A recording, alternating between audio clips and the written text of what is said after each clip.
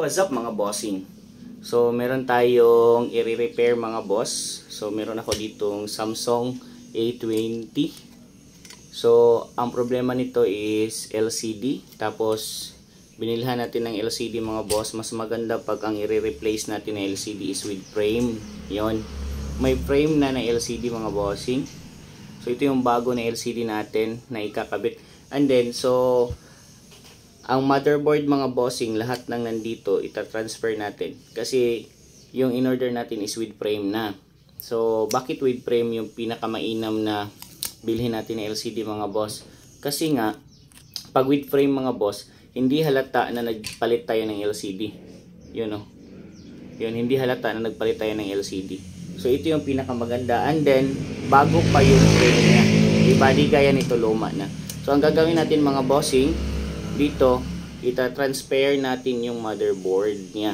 So, ito, lahat ng nandito mga boss, camera, vibrator, ito lahat, ita-transfer natin dito sa with frame. Alright. So, next mga boss, kung meron kayong mga sirang cellphone, pag LCD yung problema, ang i-orderin nyo mga boss, basta Android lang with frame talaga mga boss, pinakamaganda yung with frame na LCD yung o-orderin nyo. Tapos kukunin nyo tong, ito yung motherboard niya, kunin nyo tong para sa headset niya, and then ito yung vibrator. So kukunin natin yan mga bossing. Yun, hindi pa to sa headset, speaker niya pala to. So, kukunin natin to, ita-transfer natin lahat ng mga nandito para ilagay natin dyan sa bagong frame natin na may LCD. Ayan. So, ito yung vibrator niya. And then, speaker. So, itong speaker mga boss, dapat dahan-dahan lang pagtanggal kasi baka madamage siya. Kasi, pwedeng madamage talaga ito mga bossing. So, dapat dahan-dahan lang. Dapat timing yung pagtanggal mo dito boss. Ayun. Oh, ito na mga bossing. So, yan yung speaker niya. And then next is ito yung sa signal niya mga boss. Yan. So, kunin natin yan lahat. Kunin natin yan lahat. At meron pang motherboard dito sa signal. May board pa dyan, motherboard.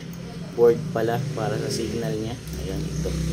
So, empty na. Wala nang laman itong frame. Ayun, wala nang laman yung frame. So, ikakabit na naman natin yung mga natanggal natin dito sa bagong frame. Ayan. Kabit natin yan dyan. At itong speaker niya. Ayan, dito yan. So, dito yung speaker niya. Oy, teka lang. Parang may mali dito sa speaker. So, dapat pala pati ito, kukunin natin to. Ayun, pati ito pala. Tanggalin natin yan mga boss. Kasi hindi makakabit yung speaker pag wala to. Ayan, oo nga. Dapat pala kasama to. So, kukunin natin to. Dapat kasama to mga boss. Ang problema lang nito mga boss is napakatigas na nito kasi meron na inilagay, pero makukuha natin yan. Ayan, ayun, kuha na. Isasama natin yan. So ibabalik natin to dito. Ayan, and then ilalagay natin yan dyan. Alright, ayan na, nailagay na natin. So next is itong motherboard niya. Ilalagay natin yung motherboard niya. Ayan, ito na yung motherboard niya na ilagay na natin. Next is itong signal niya. Ilalagay natin itong signal niya mga boss. So dapat nandyan yan. Dyan na linya talaga yan nakalagay. Tapos ikakabit natin. Ayun, nakabit na. Tapos lagyan natin ng bolt dito bossing para hindi siya aalog. Ayan, lagyan natin yan ng bolt dyan para hindi aalog. Alright. And then ilalagay natin tong charging board niya. Ito yung charging board niya mga bossing. Yan, lalagay natin tong charging board niya. And then ikakabit natin tong sa signal niya. Meron kasi yan sa signal dyan. Ayan. Ayan mga bossing ha. Alright. So yan na. So ilalagay natin siya ng tama. Ayun. So ito na. Nailagay na natin. Siyempre, hindi natin kakalimutan ang paglagay ng battery.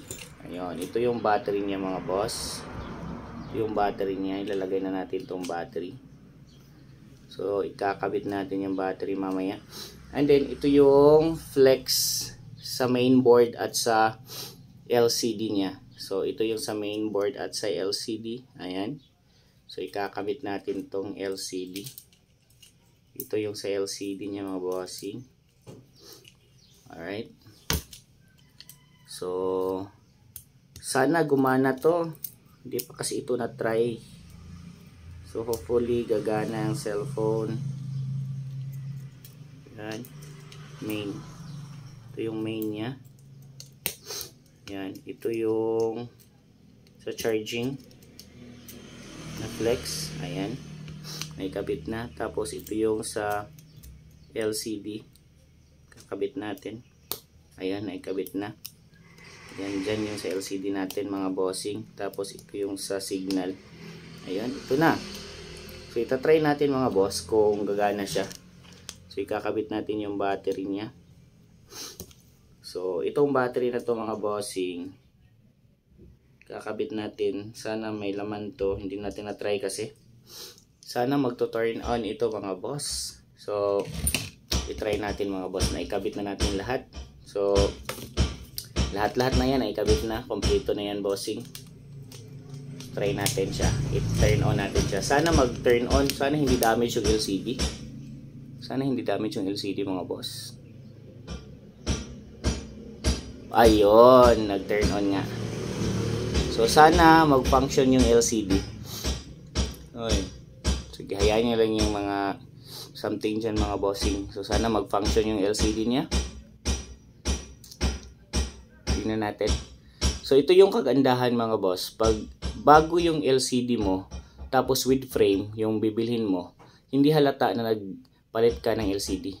Parang bago pa rin yung cellphone mo. Mukhang bago yung phone mo mga bossing. Alright, so ito na. Function ba? Huwag kang ganyan. Ayan, nag-function nga. So, antayin lang natin mga boss. So ito na. Alright. Nagumana yung LCD mga bossing. Medyo lag lang siya kasi bagong turn on pa lang. Pero ayan, gumana yung LCD. Ganda ng LCD mga boss, oh. So tingnan natin mga boss pag matapos na natin to, ha. Yun mga bossing. So, tapos na natin na ilagay mga boss. Ayun, tapos na natin siya na ilagay. Teka lang.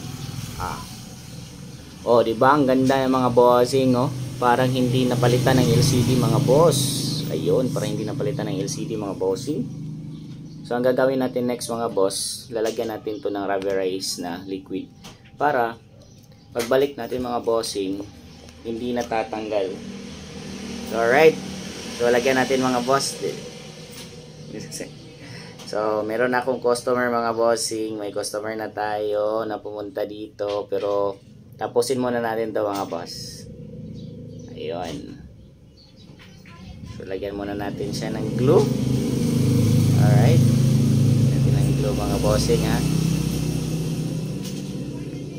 Ayan mga boss. So, tapos na natin ilagay ng glue mga bossing. And then, ikakabit na natin siya. Alright. So, ayun na mga bossing ko. So, ito na mga boss. Nailagay na natin. So, lalagyan natin siya ng, ito lang yung gagamitin natin mga boss. Hindi na tayo gagamit nito, baka mabasag pa yung LCD natin. So, ito lang muna yung gagamitin natin. So, para safety mga boss. Kasi yung sa likod lang naman niya na case niya, na cover niya, yung nilagyan natin ng glue. Alright mga boss. Ayun, so tapos na. Alright.